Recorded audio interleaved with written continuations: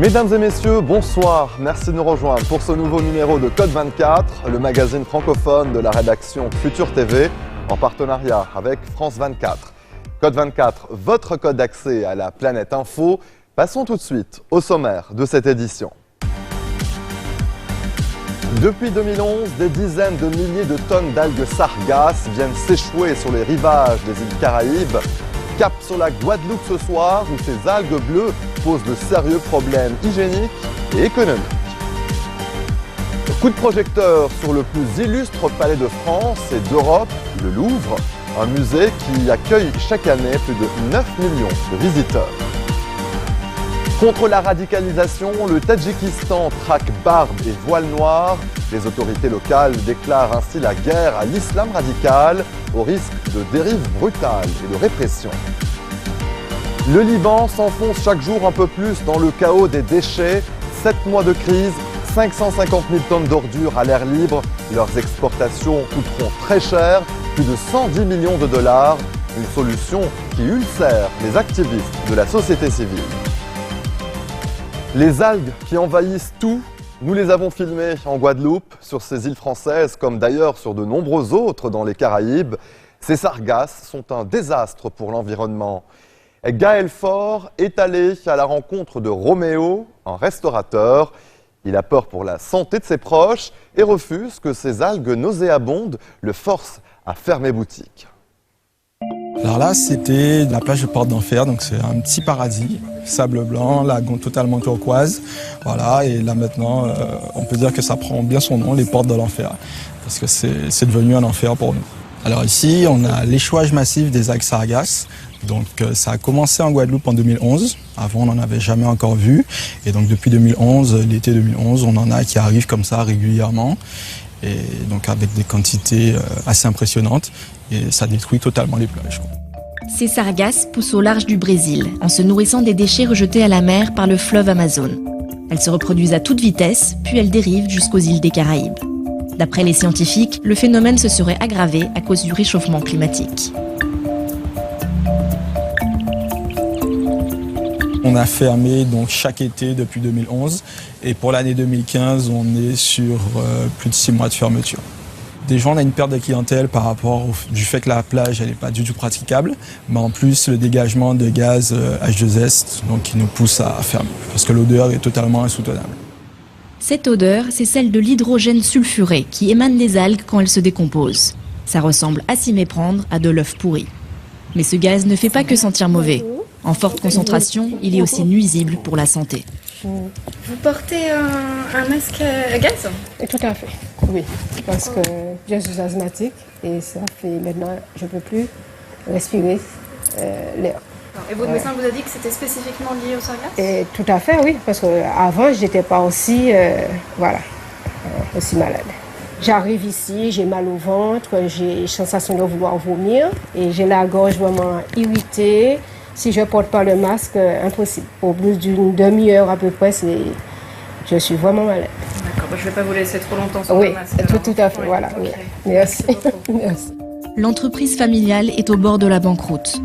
Roméo et ses parents ont cherché l'aide des autorités, mais le ministère de l'Environnement les a renvoyés à la préfecture de la Guadeloupe, qui ne leur a pas donné de réponse.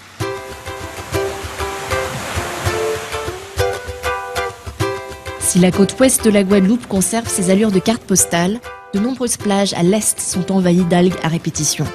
Une catastrophe pour tous ceux qui vivent du tourisme, secteur vital pour l'économie. On a posé 240 mètres de barrages. C'est des barrages, c'est des boudins gonflables qui sont dans une jupe. La jupe continue de 80 cm en dessous. Didier loue des villas de vacances à Saint-François. Devant le manque de réponse des autorités, il a trouvé son propre moyen pour lutter contre les sargasses. Et vous avez les algues qui, si le vent est de sud, qui se bloquent sur le barrage, soit qui glissent le long de la jupe et qui empêchent les algues d'aller sur la plage. Quand les algues débarquent en masse, comme sur ces photos prises en septembre, le barrage prend alors tout son sens. Mais les sargasses vont alors s'échouer sur d'autres plages, ce qui ne fait que reporter le problème. Cependant pour Didier, son système D est une question de survie.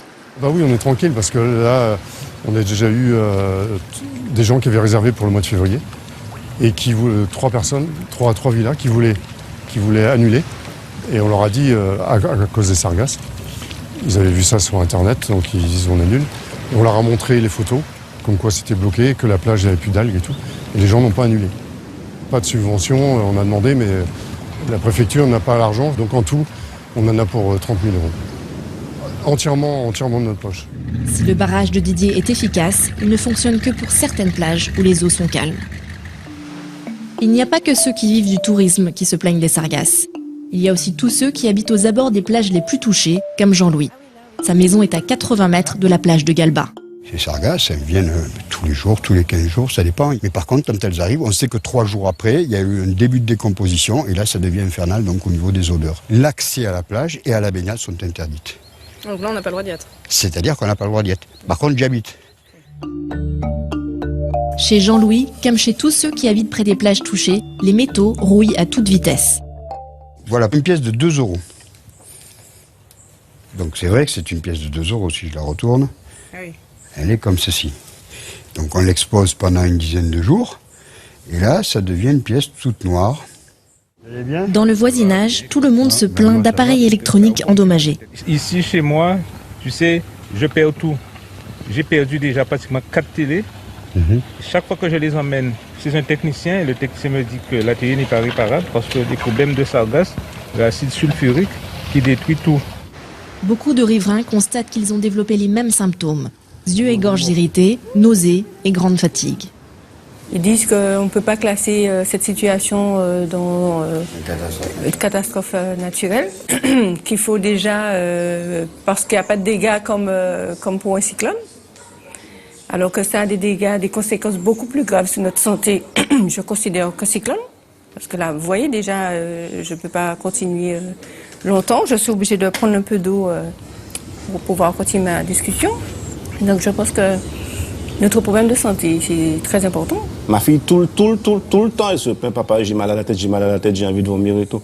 Donc, c'est pas que nous, on est chez nous, on se sent bien chez nous, on a envie de déménager à elle quelque part. Mais tout ça, c'est des frais. Pour ces propriétaires, impossible de revendre leur maison.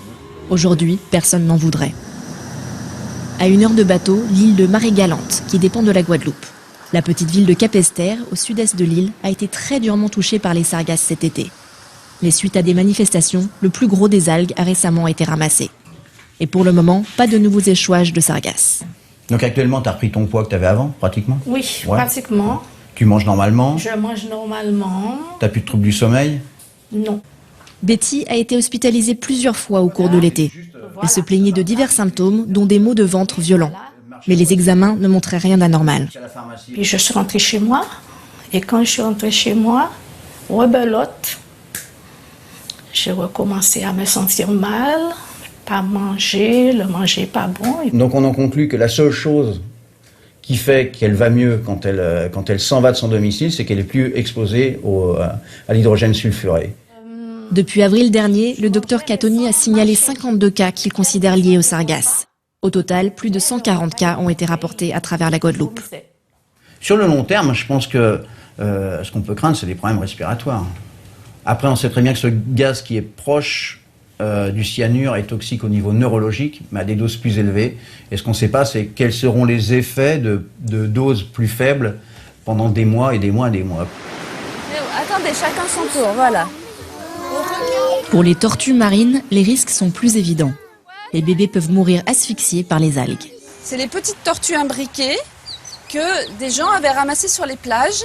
Dans un week-end où il y a eu beaucoup de sargasses, vous savez, toutes ces algues jaunes là qu'on a partout, on va aller les relâcher dans la plage qui est juste là. D'accord? Alors c'est pas la plage où elles ont été capturées, parce que si on les relâche du côté de Gosier, il y a encore des sargasses et elles vont se retrouver avec le même problème d'être bloquées sous les sargasses ou d'être dans des eaux qui ont moins d'oxygène.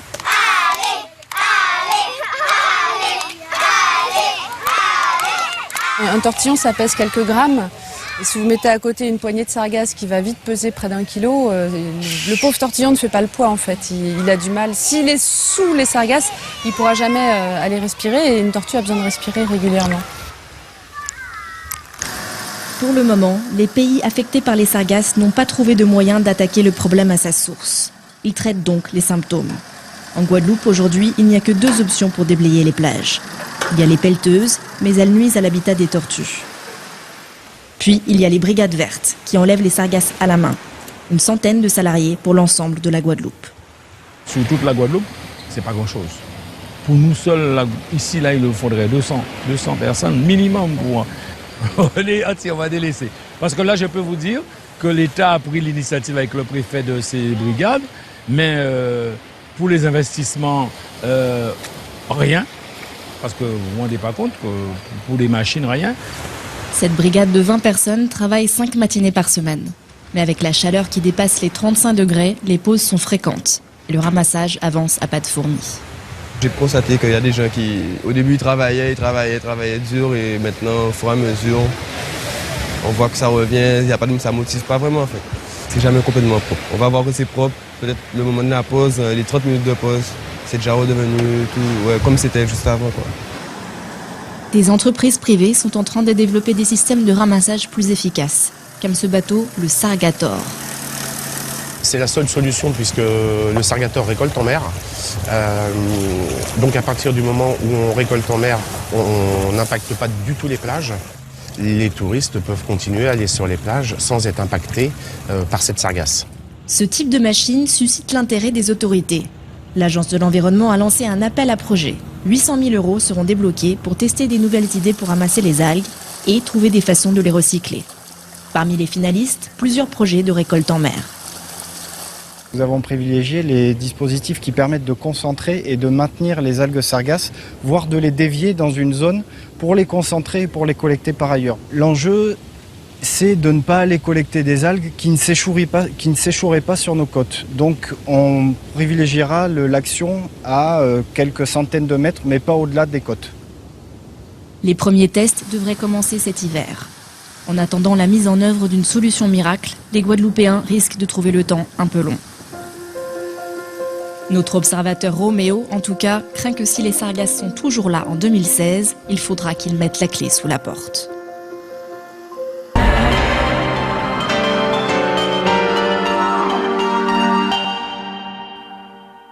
Au moins 21 personnes sont mortes et des dizaines ont été blessées dans l'attentat qui a visé le campus de l'université Bacha-Khan dans le nord-ouest du Pakistan le 20 janvier dernier. L'attaque a été revendiquée par une branche du mouvement des talibans pakistanais. Au Pakistan, la colère se mêle à l'émotion. Colère contre les terroristes, bien sûr, et colère contre le gouvernement accusé de ne pas suffisamment assurer la sécurité des écoles. Dans ces circonstances, de plus en plus de professeurs choisissent de porter une arme. Reportage de Claire de Buzer, Kamal Abdourahim et Taha Siddiqui. 2 jours après l'attaque contre leur université, ces étudiants crient leur colère. Ils jurent de continuer coûte que coûte leurs études, malgré l'attentat qui a tué 21 personnes de leur campus. Nous sommes ici pour apprendre et nous terminerons nos études. Ce sont des lâches, nous n'avons pas peur d'eux. Nous irons au bout de nos études et lorsque nous aurons fini, nous irons les combattre. Aujourd'hui, peu d'élèves ont osé venir. Quelques dizaines seulement, contre près de 3000 habituellement. Les agents de sécurité déployés devant l'enceinte n'ont pas suffi à rassurer la plupart. Les plus déterminés disent qu'ils prendront eux-mêmes les armes pour se protéger en cas de nouvelle attaque. Je veux dire au gouvernement que s'il n'assure pas notre sécurité, nous nous en occuperons nous-mêmes. Nous sommes Pashtuns, on sait comment se protéger. Quoi qu'on fasse, ce sera mieux que ce que fait le gouvernement. Ce matin-là, le commando a profité du brouillard pour déjouer les gardes et entrer dans le campus. C'est dans le dortoir des garçons que les terroristes ont fait le plus de victimes. À part les couloirs lavés à la hâte, tout est resté en l'état. Il y a encore les vêtements des étudiants qui sèchent. Leurs affaires sont encore là. Quand les terroristes sont entrés ici, ils ont bloqué la porte d'entrée et ils ont commencé leur tuerie. Le bilan aurait pu être bien plus lourd sans l'action des gardes et de plusieurs étudiants armés. Ils ont fait face aux terroristes avant l'arrivée des soldats et permis aux autres de s'enfuir. Les 5 occupants de cette chambre ont été tués. Parmi eux, un élève qui a riposté au tir. Kamran était un étudiant qui vivait dans cette chambre. Les terroristes ont cassé la porte parce qu'ils ne voulaient pas ouvrir. Kamran leur a tiré dessus depuis cette fenêtre, alors ils ont lancé une grenade. Ici, Hamid Hussein enseignait la chimie.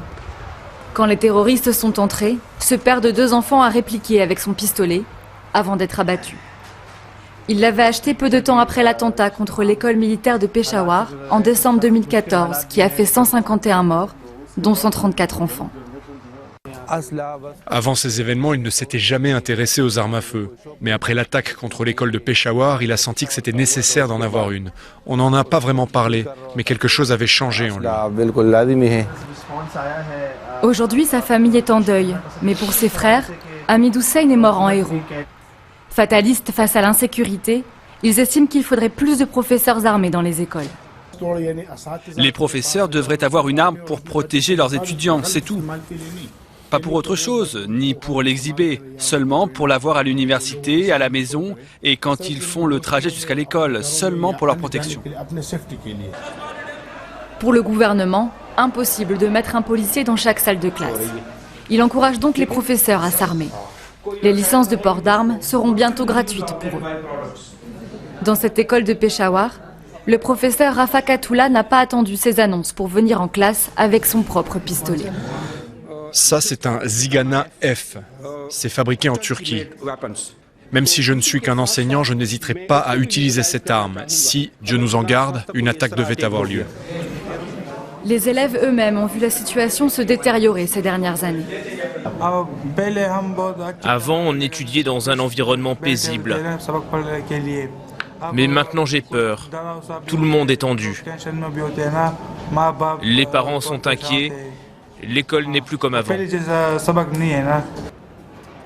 Pour le directeur, c'est parce que les écoles sont sous-armées qu'elles deviennent des cibles pour les talibans. Même si son établissement dispose de caméras de sécurité et de gardes armés, il voudrait avoir accès au même arsenal que les terroristes. Ils ont les armes automatiques les plus récentes et les plus mortelles. Nous demandons au gouvernement de fournir à chaque école une Kalachnikov avec une licence. En multipliant les attaques contre les écoles, les talibans s'en sont pris au cœur de la société pakistanaise. Et c'est elle qu'ils sont en train de modifier. Aujourd'hui, dans la province de Peshawar, tout le monde s'arme, et d'abord les écoles. Une course encouragée par les autorités. Le gouvernement menace même de fermer celles qui ne seraient pas assez sécurisées. Allez, restez des nôtres, on se retrouve après cette très courte pause. A tout de suite.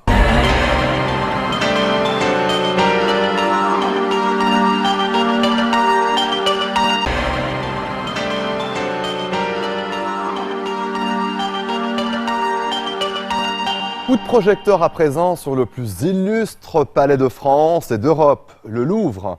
Un musée qui accueille chaque année plus de 9 millions de visiteurs. Mais avant d'être un lieu de savoir, avant d'être un musée, avant d'être un palais, le Louvre est un château construit à l'époque de Philippe Auguste. À l'intérieur, des dizaines de statues, des œuvres qu'il faut déplacer, réparer, entretenir, réinstaller. Plus d'une centaine d'artistes et d'artisans sont mobilisés tous les jours. Léla Sali nous en dit plus. Chaque mardi, jour de fermeture du musée, les œuvres du Louvre reprennent vie dans un ballet parfaitement rodé. Les maîtres du jeu, ce sont les installateurs, épaulés ce jour-là par des marbriers. Aucun mouvement, aucune parole superflue, la concentration est maximale tant chaque pièce déplacée est précieuse. Chaque mardi, nous sommes en salle à faire des manœuvres comme celle-ci. Nous, on a une formation de taille de pierre, ce qui nous permet de comprendre les volumes et les fragilités des sculptures. Le Louvre possède une collection impressionnante de 9000 cadres, exposés ou en réserve. Leur valeur patrimoniale est exceptionnelle. 6 encadreurs et doreurs veillent à leur conservation. On veut donner l'impression que le cadre a tout à fait bien vieilli, tranquillement en fait. Que le temps est passé avec poésie, disons, et pas avec agressivité. Magie du trompe-l'œil. Qui aura remarqué que certains socles étaient en faux marbre? Celui de la Vénus de Milo, par exemple. Les 9 peintres décorateurs du Louvre en sont les auteurs. Donc là, on est encore dans l'ébauche et ça va évoluer progressivement. Pour Stéphane Montpierre, une passion née à l'issue d'un stage de 3e. Ça a fait un gros boom dans ma tête et c'est parti de là. On a commencé par faire de la fausse pierre, donc des trompe-l'œil, un peu comme vous voyez ici. Voilà, et tout de suite, moi qui étais déjà dans le dessin, ça m'a permis de développer cette passion et de continuer dans cette lancée. Il existe même une forge sous le Louvre, destinée à créer sur mesure les différents systèmes d'accrochage et de présentation des œuvres. Les gens ne voient que l'œuvre, ils ne voient pas le nombre d'heures d'exécution du montage. Ça s'appelle une tête de clavette, en bronze, et ça date du 3e siècle avant JC, quoi. Quelques heures plus tard, la pièce issue d'un char celtique trône dans sa vitrine. Le support est invisible et la commissaire d'exposition comblée. Donc en fait, une exposition, c'est pas, comme on peut le croire, quelque chose de très intellectuel avec simplement les œuvres, mais c'est aussi toute une équipe très engagée qui s'implique beaucoup dans cette mise en œuvre et qui crée un peu la magie de l'espace. Une magie subtile, élaborée en coulisses par les techniciens d'art du musée, 110 travailleurs de l'ombre réunis autour d'une mission, mettre en valeur les 38 000 œuvres exposées. Sous le carrousel du Palais du Louvre se trouve un espace assez méconnu, le centre de recherche et de restauration des musées de France. Ici, on utilise les dernières technologies pour fournir le diagnostic le plus précis possible avant la restauration d'un tableau ou d'une sculpture. 1500 œuvres sont envoyées au centre chaque année par différents musées de France.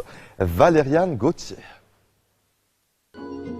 Dans les sous-sols du carrousel du Louvre se cache un laboratoire de haute technologie. Des cabines de radiologie, un accélérateur de particules et des ingénieurs chargés d'analyser et de restaurer les œuvres d'art des musées de France.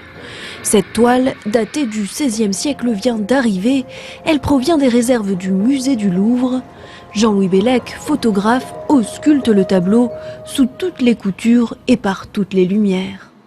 Là, on voit par exemple qu'ici, on a une zone de relief qui paraît pas tout à fait ordinaire. On cherche à trouver la petite bête. C'est pas toujours évident, mais il y a des fois des très belles surprises. Une surprise, Clotilde Boust en a connu une d'exception. Un jour, en analysant la Sainte-Anne de Léonard de Vinci, elle fit une découverte historique sur l'arrière du chef-d'œuvre. On a découvert 3 dessins. Une tête de cheval, une tête de mort et une tête d'enfant. Ces dessins n'avaient jamais été vus auparavant puisqu'ils sont effacés en surface. Ce bronze, lui, a été trouvé dans les années 50. Il servait de pot de fleurs dans une ferme du Val d'Oise. Le laboratoire du C2RMF a pour mission de confirmer son origine grecque et antique. L'équipe utilise un accélérateur de particules pour déterminer sa composition exacte. Comme ce sont des objets qui sont anciens, qui ont vieilli dans le temps, eh bien ils sont complexes et on a besoin de technologies de pointe pour arriver à mieux les comprendre. Chaque année, 1500 œuvres d'art passent par le centre de recherche et de restauration pour être ensuite de nouveau exposées aux yeux du public. Fin 2015, le gouvernement indien a annoncé vouloir mettre un terme à la gestation pour autrui à destination des couples étrangers. Alors que la loi est toujours en cours de finalisation au Parlement, les cliniques proposant les services de mères porteuses n'ont plus le droit d'accepter les requêtes de couples qui ne sont pas indiens. Un coup dur pour cette industrie devenue très lucrative au fil des années et qui prospère sur le terreau de la pauvreté. Reportage signé sur Habitandon, David-Alexandre Danlon. Dans quelques semaines, Lalita donnera naissance à un enfant pour un couple d'étrangers. Mais comme plusieurs autres mères porteuses, elle se retrouvera bientôt sans emploi. J'ai le sentiment que cette situation n'est pas juste. Ce sont les gens comme nous qui sont les plus affectés. Les étrangers ont les moyens de payer davantage. Ils nous permettent de mieux gagner notre vie. Cette décision est mauvaise. Lalita fait référence à la récente décision du gouvernement indien qui interdit aux couples étrangers d'avoir recours à une mère porteuse en Inde. L'Inde est l'un des seuls pays à permettre l'industrie de la gestation pour autrui. Résultat, une industrie florissante, évaluée à 2,3 milliards de dollars et qui donne naissance à près de 5000 enfants chaque année. Mais c'est toute l'industrie qui est sur le point de changer. Le docteur Patel est à la tête de l'une des plus grandes cliniques de fertilité à Anand, la capitale indienne de la gestation pour autrui. C'est très triste. Non seulement les couples ne viennent plus à la clinique, mais je dois refuser 5 femmes par jour en moyenne. Des femmes qui souhaiteraient devenir mères porteuses. Je leur dis, nous ne prenons plus personne et nous n'avons pas d'autre choix. Des coûts médicaux à bas prix, des médecins qualifiés et une importante banque de mères porteuses ont permis à l'Inde de devenir l'une des destinations les plus prisées pour la maternité de substitution. Mais cet essor soudain a engendré une industrie peu réglementée. Toutefois, la décision de bannir les couples étrangers plutôt que de resserrer les lois a fait l'objet de nombreuses critiques. Cette industrie a des zones d'ombre qu'il faudrait combler, mais l'interdiction pure et simple n'est pas la solution. Cette décision va créer quelque chose qui est bien pire, un marché noir de la gestation pour autrui. Et tout le monde pourrait souffrir. Quelles sont les lacunes? Comment garder ce secteur sous contrôle? Comment mieux informer? Voilà les questions qui auraient dû être posées. Ça, c'était le bon chemin à prendre. Si à la clinique de fertilité à Kanksha du docteur Patel tout se déroule dans les règles de l'art, la situation n'est pas toujours aussi transparente. Il y a près de 3 ans, nous avions visité une autre clinique dans la ville de Hyderabad. Une clinique qui offrait des conditions de vie bien différentes à leurs mères porteuses. Entassées dans les chambres, malgré les températures bien au-dessus de 40 degrés, beaucoup de femmes n'avaient pas la moindre idée de ce qui les attendait. La famille O'Connor a déjà eu recours à une mère porteuse indienne pour leur première fille. Ils espéraient pouvoir retourner en Inde pour un autre enfant. Selon eux, cette interdiction envers les étrangers est discriminatoire. Recourir à la GPA, c'était notre dernière chance d'avoir une famille. Et c'est le cas pour des milliers d'autres couples qui voyagent en Inde.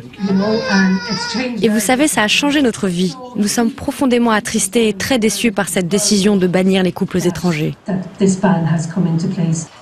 De retour à Anand, nous rencontrons Manisha, une ex-mère porteuse et mère célibataire qui a vu sa vie changer du tout au tout grâce à l'argent gagné lors de sa grossesse.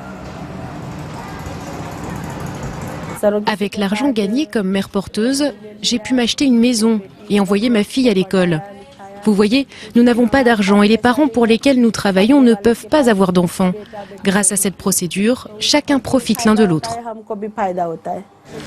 L'interdiction a déjà déclenché un vif débat sur l'éthique de la gestation pour autrui en Inde. Et l'avenir de tous ces acteurs demeure encore incertain. Restez des nôtres, on se retrouve après ceci.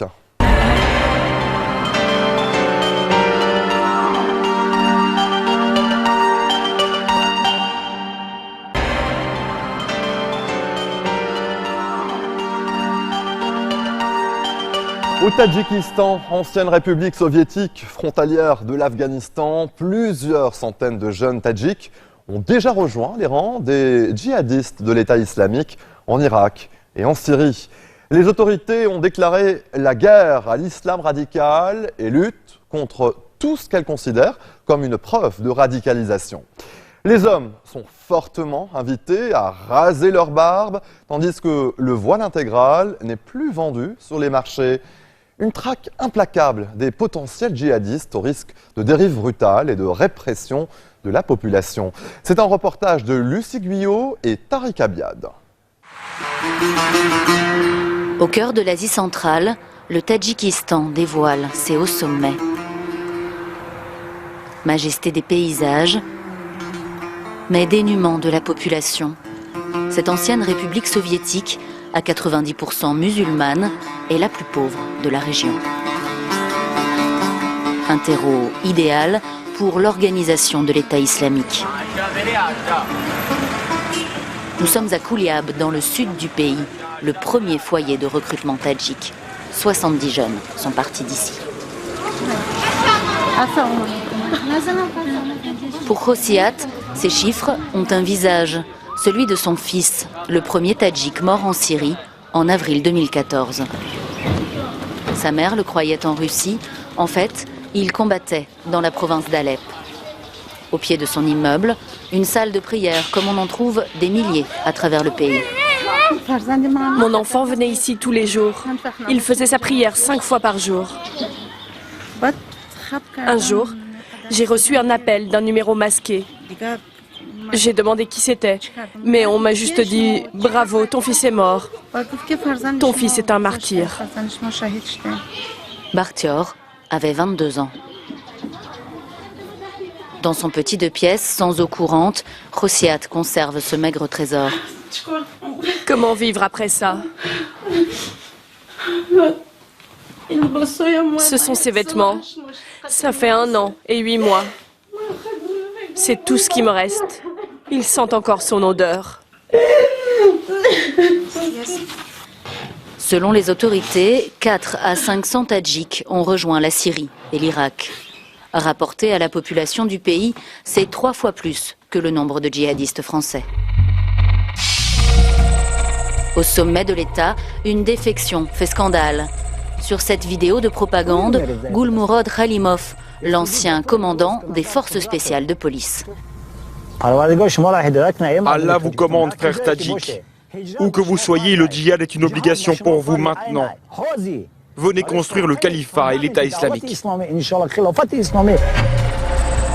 Un homme de main du régime qui appelle au djihad, c'est un camouflet pour le président Emolali Rahmon, qui règne sans partage depuis 1992. Ses portraits sont partout, sur les bâtiments officiels et sur le bord des routes. Depuis cette vidéo, le dirigeant tadjik a déclaré la guerre au djihadisme. Persuadé que la barbe fait le terroriste, les autorités traquent les signes ostentatoires de la pratique de l'islam. Quitte à persécuter l'ensemble de la population, pas seulement les extrémistes. Des raids policiers auraient lieu sur des marchés. Nous nous rendons au bazar Korvon, le plus grand de la capitale, Douchanbé. Premier signe de ce harcèlement, impossible de mettre la main sur un voile noir. Comme le veut le président, seuls les foulards de couleur sont tolérés. Quel type de voile vous cherchez? Avec des motifs, des paillettes? Cela peut sembler anecdotique, mais au Tadjikistan, parler des tenues islamiques est devenu tabou. Quelques mètres plus loin, la sécurité du marché nous tombe dessus. C'est interdit. Comment ça? Quel document nous l'interdit? Tous les documents. Il y a des journalistes qui filment. Qu'est-ce que j'en fais? Tu leur dis que c'est interdit. Nous passons en caméra cachée. Tous les vendeurs admettent qu'ils ont dû faire le ménage. Le hijab et tous les voiles noirs qui couvrent le menton, c'est interdit. Ils nous disent que c'est trop couvrant, qu'il ne faut pas voiler son visage. C'est pour ça qu'ils l'interdisent. Des policiers sont venus et des hommes des services secrets. Au nom de la lutte contre l'extrémisme, les forces de sécurité ont carte blanche pour imposer leur conception d'un islam modéré. Être barbu, c'est un problème? Oui, c'est très compliqué. C'est-à-dire? Il faut se raser. La cible, les hommes de moins de 40 ans, comme dans cette vidéo amateur, elle aussi tournée sur un marché. Je vais te raser de force. Rase-toi et je vérifierai après. Quoi? T'as quelque chose à dire? Non, rien. Alors tais-toi et fais ce que je te dis. Allez, on va te raser. L'homme est embarqué, Manu Militari. Au cours de ce reportage, nous avons rencontré des dizaines de jeunes Tadjiks, rasés de force et terrifiés à l'idée de témoigner. Un seul a accepté, nous l'appellerons Dilshod. Portiez la barbe plus longue avant? Oui, presque jusqu'ici. Mais là, j'évite. Je voudrais pas que ça recommence. J'essaie vraiment de ne pas attirer l'attention. Ce père de famille pratiquant, ni djihadiste ni salafiste, décrit des rasages à la chaîne. Il y avait beaucoup de monde avec vous? Vu la quantité de poils sur le sol du commissariat, oui, beaucoup. Les policiers ont des ordres. Ils doivent rendre des comptes sur le nombre d'hommes rasés par jour. Dilshod se dit pacifiste. Mais combien de jeunes vont-ils se radicaliser après de tels amalgames entre islam et terrorisme? C'est notre religion, notre façon de vivre. Ça n'a aucun rapport avec le terrorisme. Moralement, c'est atroce en fait. Comment dire? Ils m'ont humilié. Seuls 3 Tadjiks ont osé porter plainte pour ce type d'agression. Le gouvernement rejette la faute sur des policiers trop zélés. Du zèle à la bavure, il n'y a qu'un pas. Nous nous rendons à Vardat, à une vingtaine de kilomètres de la capitale, pour recueillir un témoignage rare et courageux.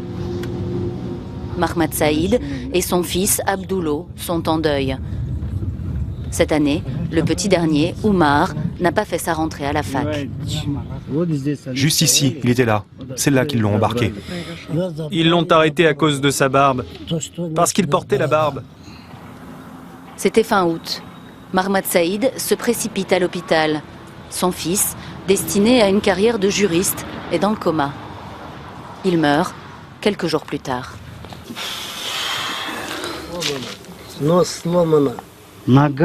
Il avait le nez cassé, la mâchoire fracturée, son crâne était fracassé.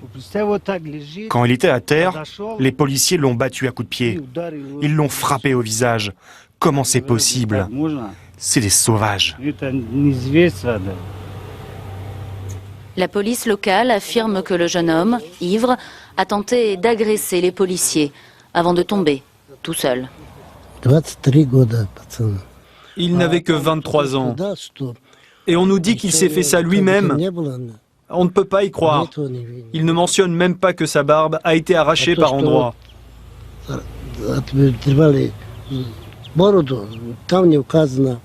Il n'y a aucun résultat. Les policiers en cause continuent leur vie. Ils ne sont pas inquiétés. Ils n'ont même pas été suspendus. Selon la famille, le médecin légiste a falsifié l'autopsie. L'enquête est au point mort. Au Tadjikistan règne l'impunité. Le ministère de l'Intérieur que nous avons contacté a refusé de nous répondre.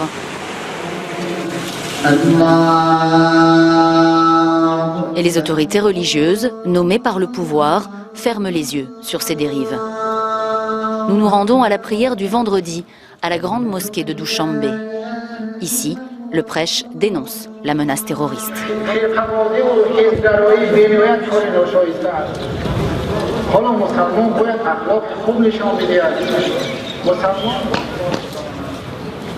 Mais pas question pour les fidèles de parler des brimades dont ils font l'objet. Vous êtes libre ou bien vous ressentez des tensions? Je sais pas. Je peux pas vous répondre. Avec la barbe, ça va? Moi, ça va. Et autour de vous?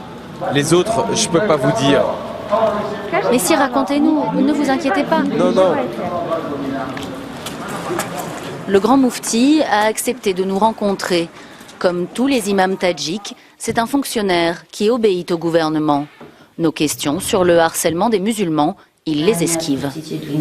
Ne pas porter la barbe ni le hijab, pour vous, ce sont des mesures efficaces contre la radicalisation? Malheureusement, il y a des jeunes qui laissent pousser leur barbe n'importe comment.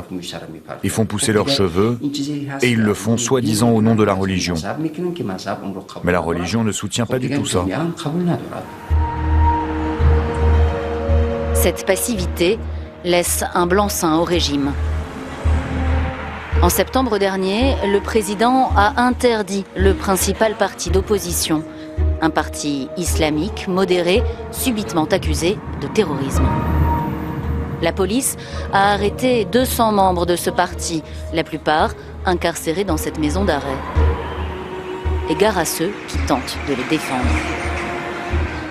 À la tombée de la nuit, nous avons rendez-vous avec la famille d'un des avocats des leaders du parti. Lui aussi a été emprisonné, officiellement, pour escroquerie. Plus personne ne voulait défendre les membres de ce parti emprisonnés, et c'est lui qui s'en est chargé. Il a même accepté de travailler gratuitement. Il n'avait pas peur de dénoncer les injustices, c'est pour ça qu'il dérangeait, qu'ils l'ont mis en prison. Rosiat, la sœur, sort passer un coup de fil. Elle tente désespérément de trouver quelqu'un pour défendre son frère. Mon frère a créé une association d'avocats. Ils sont 300. On les a contactés pour savoir qui voulait bien le défendre. Et ils ont tous refusé. Il y en a même qui sont partis en courant en nous voyant. Lâché par ses confrères, l'avocat est à la merci de ses geôliers. Un climat qui rappelle à cette famille les pires heures de l'URSS. Notre gouvernement étouffe la démocratie. Ils veulent un système de parti unique. Ils veulent que le président Rahmon contrôle l'ensemble du peuple. C'est dangereux. Humiliation quotidienne, répression à huis clos. Sous couvert de lutte antiterroriste, le président tadjik assied son pouvoir, au risque de faire le lit de l'ennemi qu'il affirme combattre. Belgiquistan, Bruxelles et sa banlieue immobilisée pendant plusieurs jours par un lockdown antiterroriste. Depuis les révélations dans le cadre du volet belge de l'enquête sur les attentats de Paris, l'image du royaume a été sérieusement écornée. Il en va de même de la commune de Molenbeek-Saint-Jean, souvent présentée dans les médias internationaux comme la plaque tournante du djihadisme en Europe. Mais pour une grande majorité de ses habitants, eh bien, Molenbeek est également décrite comme une grande famille. Des initiatives originales y voient le jour. La commune tente de sortir de son isolement et de rectifier son image. C'est un reportage de Cataline Landabourou. Métro Comte de Flandre au cœur de la commune de Molenbeek-Saint-Jean. Ce groupe s'est réuni ici pour une visite guidée inédite, mise en place quelques semaines après les attentats de Paris. Le but, c'est de donner une image un peu plus positive de Molenbeek pour donner un contrepoids pour les mauvaises nouvelles qu'on a eues les dernières semaines. Parmi les inscrits, beaucoup d'étrangers vivant à Bruxelles depuis des années. Tous avouent ne pas connaître Molenbeek et veulent se faire leur propre idée du quartier. Je ne suis jamais venue dans ce quartier. Je me disais, ça c'est le moment. Quand il y avait les attentats à Paris, moi j'étais intéressé à savoir alors pourquoi la Belgique a-t-elle laissé Molenbeek. Nous ne sommes pas autorisés à filmer la suite de la visite guidée. Ici, les caméras ne sont pas les bienvenues, surtout depuis les attentats après lesquels la commune a été littéralement envahie par les médias internationaux. Bert nous retrouve donc un autre jour pour nous montrer une autre facette de Molenbeek, mais aussi pour nous parler un peu de son histoire et de son essor en pleine révolution industrielle. Ils ont construit cette maison communale-là pour dire à Bruxelles aussi, vous voyez, nous sommes là, hein, voilà, zijn van Molenbeek. Hein. C'était une commune riche et puissante, mais en même temps avec des travailleurs très très pauvres qui vivaient dans des conditions abominables. À la fin du parcours, Bert nous emmène dans une école flambant neuve où lui-même a récemment inscrit sa fille. Ici, les maires déplorent l'image trop simpliste véhiculée par les médias sur Molenbeek. Parce qu'avec ce qui s'est passé à Paris, on a beaucoup pleuré, mais on avait aussi peur que c'est encore les musulmans. L'année passée, ils ont trouvé des trucs à Verviers, là aussi, hein, Verviers. C'est pas d'un coup, c'est Verviers, ça veut dire que c'est tous des djihadistes ou quelque chose comme ça. Et pour redorer le blason de Molenbeek, la municipalité multiplie les événements fédérateurs avec un credo. Nous sommes fiers d'être Molenbeekois. Bonsoir. Nous allons décerner pour la première fois dans l'histoire de la commune les prix des Molenbeekois de l'année. Ils sont 10 à recevoir un prix. Parmi eux, Aboubakar Ben Saï, un jeune acteur récompensé pour sa prestation dans Black, un film entièrement tourné à Molenbeek. Oui, je suis marocain de Molenbeek, mais non, je ne suis pas en Syrie. C'est très bien qu'ils ont pu organiser cet événement-là. Ça prouve que Molenbeek ne dort pas, malgré que malgré que ce soit stigmatisé, etc. On ne dort pas, on fait des événements. Parallèlement, la commune a aussi lancé un plan anti-radicalisation début janvier. Il s'articule autour de 2 axes. Le premier est répressif, le second est préventif. Nous nous rendons compte que bien, ces individus qui se sont radicalisés étaient des Molenbeekois, qu'ils ont été dans nos écoles, dans nos associations, et qu'il y a vraiment une politique de prévention amenée auprès des jeunes de cette commune. On ne l'a pas suffisamment fait au cours de ces dernières décennies, on n'a pas eu d'exigence. Car le problème du radicalisme à Molenbeek est loin d'être nouveau. Infraï en sait quelque chose. En 2006, cette journaliste a passé 2 mois en immersion dans la commune sous une fausse identité. Ces révélations à l'époque auraient déjà dû alerter les autorités. Dans les mosquées, le vendredi, où il y avait des imams qui prêchaient pour faire le djihad. On donnait aussi des publications où on trouve comment on doit vraiment faire le djihad, concrètement. Donc, il y avait beaucoup de signaux qui pointaient vers la direction de la radicalisme. Mais ce n'était pas vraiment caché. Hein. Donc les autorités savaient? Les autorités le savaient. Récemment, le ministre de l'Intérieur a promis qu'il allait nettoyer Molenbeek. Des paroles qui ont choqué ici et qui ne suffisent pas à occulter des années de laxisme de la part des autorités.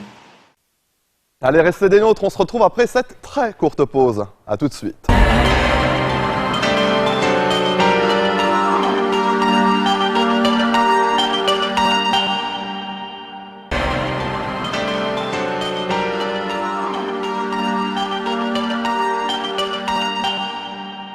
Incapable de se choisir un nouveau président depuis bientôt 2 ans, le Liban n'arrive pas non plus à recycler sa politique de gestion des déchets.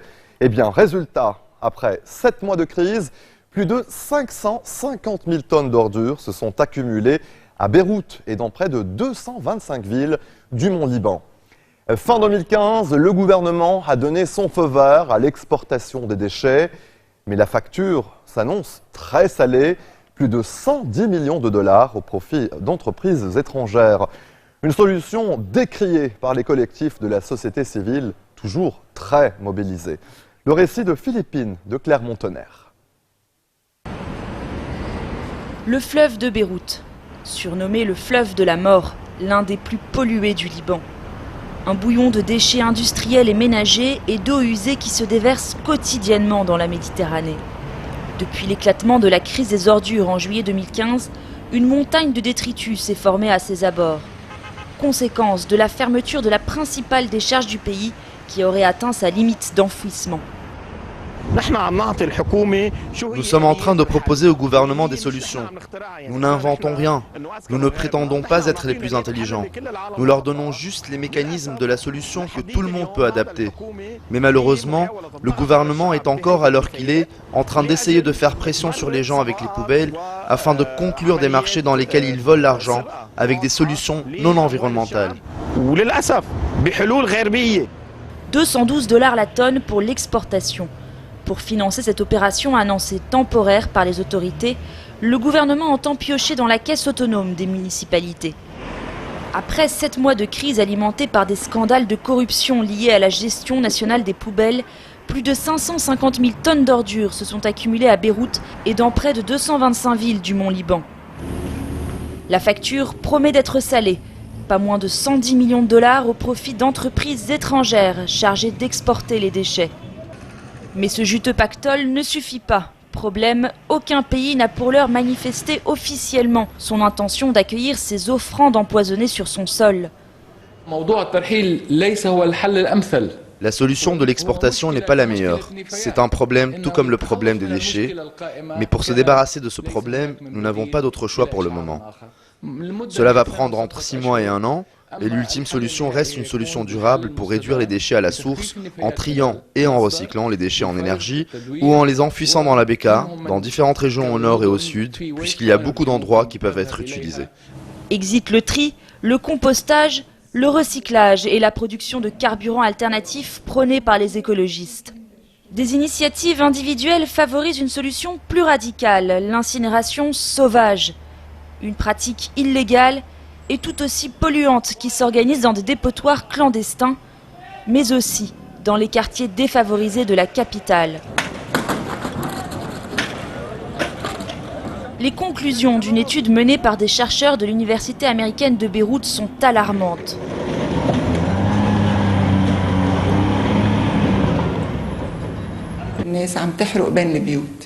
Les gens brûlent les poubelles entre les maisons et ceci est un désastre sur le plan humain. Et les gens n'ont pas conscience des risques que cela comporte. C'est pourquoi nous avons pris les outils que nous avons à notre disposition et nous nous sommes rendus dans une zone où l'air est particulièrement pollué. Nous avons obtenu des résultats alarmants. Les échantillons prélevés fin décembre révèlent des taux de dioxine 400 fois supérieurs aux normes autorisées. Autre résultat inquiétant, la détection de particules de dibenzoanthracène, un hydrocarbure aromatique classé cancérogène de type 1 par l'Organisation mondiale de la santé. Face à l'inaction du gouvernement, la société civile multiplie les opérations coup de poing. Mardi 1er septembre 2015, ce sit-in dans les locaux du ministère de l'Environnement. Ces jeunes militants réclament la démission du ministre Mohamed Machnouk. À l'extérieur, une rue en colère en soutien aux activistes. Ils seront finalement évacués par la force sans obtenir gain de cause. La campagne menée par le collectif Vous Puez a donné lieu depuis le mois d'août à de vastes manifestations à Beyrouth, du jamais vu depuis la révolution du Cèdre en 2005. Ce qui s'est passé, c'est que les gens manifestaient ici de manière pacifique. Ils ont été attaqués par les forces de sécurité. Il y a apparemment une décision claire aujourd'hui pour diviser les rangs et étouffer le mouvement par tous les moyens. Les politiciens ne veulent pas écouter le peuple, rien entendre de contraire à leurs intérêts politiques.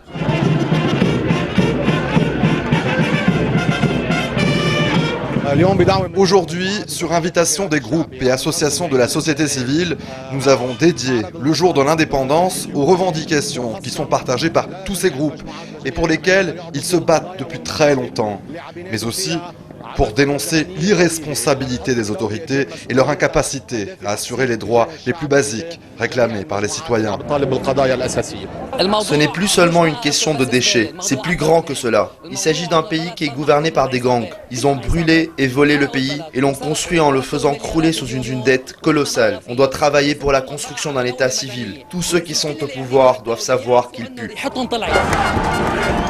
Pour les protestataires, souvent violemment réprimés par les forces de l'ordre, cette crise nauséabonde est le reflet des échecs d'un État pourri par la corruption.